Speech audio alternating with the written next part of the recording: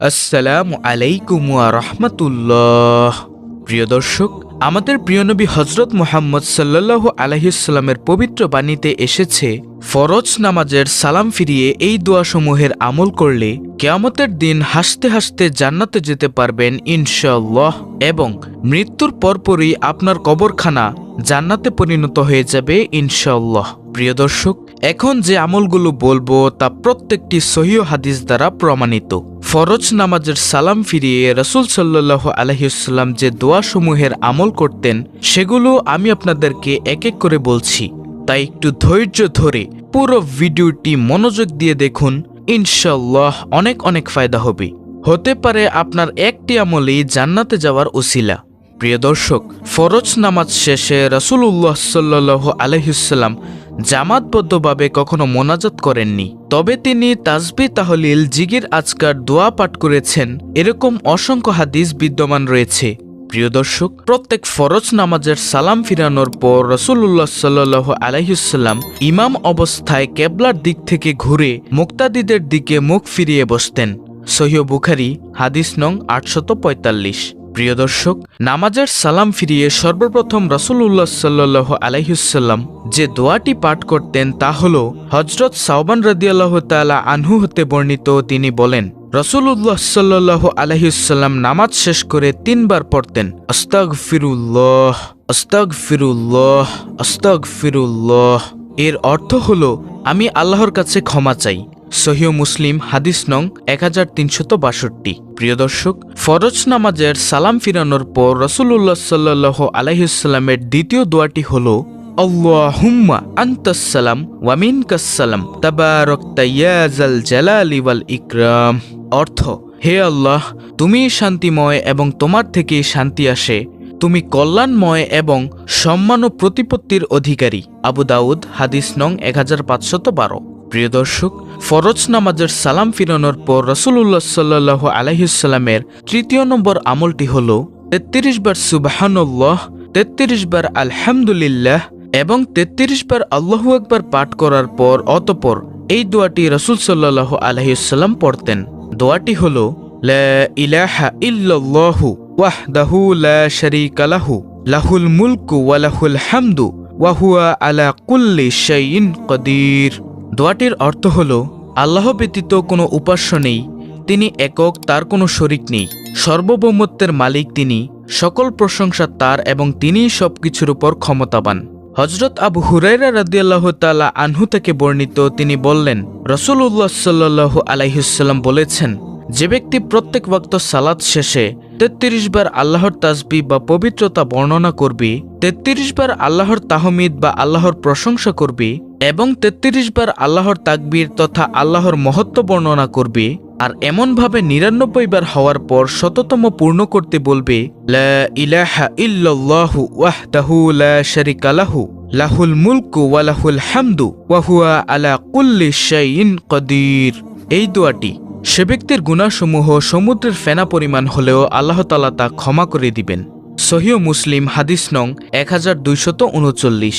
প্রিয় দর্শক, এই আমলের অন্য একটি নিয়ম আছে, আর তা হল 33 বার সুবহানাল্লাহ, 33 বার আলহামদুলিল্লাহ এবং 34 বার আল্লাহু আকবার পাঠ করা। প্রিয় দর্শক, ফরজ নামাজের সালাম ফিরানোর পর রাসূলুল্লাহ সাল্লাল্লাহু আলাইহি ওয়াসাল্লামের 4র্থ নম্বর আমলটি হল, আল্লাহুম্মা ইন্নী আসআলুকা ইলমান নাফিয়া ওয়া রিজকান তাইয়্যিবা ওয়া আমালান মুতাকাব্বালা। দোয়াটির অর্থ হল, হে আল্লাহ, আমি আপনার নিকট উপকারী জ্ঞান, পবিত্র রিজিক এবং কবুলযোগ্য আমল প্রার্থনা করি। এটি ফরজ নামাজের সালাম ফিরানোর পর পড়তে হয়। প্রিয় দর্শক, ফরজ নামাজের সালাম ফিরানোর পর রাসূলুল্লাহ সাল্লাল্লাহু আলাইহি ওয়াসাল্লামের 5ম নম্বর আমলটি হল আয়াতুল কুরসি পাঠ করা। আয়াতুল কুরসি হল সূরা বাকারার 255 নং আয়াত। আমি আপনাদেরকে স্ক্রিনের মধ্যে বাংলা উচ্চারণ সহ আয়াতুল কুরসিটি দিয়ে দিচ্ছি। আপনারা যদি আরবি পড়তে না পারেন তাহলে বাংলা উচ্চারণটা দেখে শিখে নেবেন ইনশাআল্লাহ। প্রিয় দর্শক, আয়াতুল কুরসির ফজিলত, রাসূলুল্লাহ সাল্লাল্লাহু আলাইহি ওয়াসাল্লাম বলেছেন, যে ব্যক্তি প্রত্যেক ফরজ নামাজের পর সালাম ফিরিয়ে কোনো কথাবার্তা না বলে সাথে সাথে আয়াতুল কুরসি পাঠ করবে, তাকে জান্নাতে যাওয়া থেকে মৃত্যু ব্যতীত আর কোনো কিছু বাধা দিতে পারবে না। সুবহানাল্লাহ। সহিহ মুসলিম নাসাই শরীফের হাদিস। প্রিয় দর্শক, আয়াতুল কুরসি রাতে ঘুমানোর সময় পাঠ করলে সকাল পর্যন্ত তার হেফাজতের জন্য একজন ফেরেশতা পাহারায় নিযুক্ত থাকে, যাতে শয়তান তার নিকটবর্তী হতে না পারে।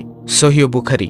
এরপরে ফরজ নামাজের সালাম ফিরানোর পর রাসূলুল্লাহ সাল্লাল্লাহু আলাইহি ওয়াসাল্লামের ৬ নম্বর আমলটি হল ফজর ও মাগরিবের নামাজের সালাম ফিরিয়ে ৭ বার আল্লাহর নবী সাল্লাল্লাহু আলাইহি ওয়াসাল্লাম এই দোয়াটি পড়তেন। দোয়াটি হল আল্লাহুম্মা আজিরনি মিনান নার।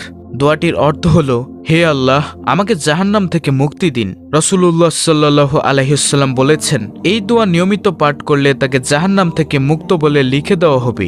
ইমাম মুসলিম ইবনে হারিস ইবনে মুসলিম তামিমি রহমাতুল্লাহি বলেন, আমার পিতা ইবনে হারিস রাদিয়াল্লাহু তাআলা আনহু এক যুদ্ধ থেকে ফেরার পর রাসূলুল্লাহ সাল্লাল্লাহু আলাইহি ওয়াসাল্লাম তাকে বললেন, ফজরের নামাজ শেষ করে কারোর সাথে কথা বলার আগে তুমি ৭ বার এই দোয়াটি পড়বে। দোয়াটি হল আল্লাহুম্মা আজিরনি মিনান নার। অর্থ, হে আল্লাহ, আমাকে জাহান্নাম থেকে মুক্তি দিন। যদি সেদিন তোমার মৃত্যু হয় তবে আল্লাহ তাআলা তোমাকে জাহান্নামের আগুন থেকে মুক্ত বলে লিখে দিবেন। এমনইভাবে মাগরিবের নামাজ শেষ করে কারোর সাথে কথা বলার আগে তুমি ৭ বার একই দোয়া পড়ো, এবং যদি সে রাতে তোমার মৃত্যু হয় তাহলে আল্লাহ তাআলা তোমাকে জাহান্নামের আগুন থেকে মুক্ত বলে লিখে দিবেন। আবু দাউদ শরীফ।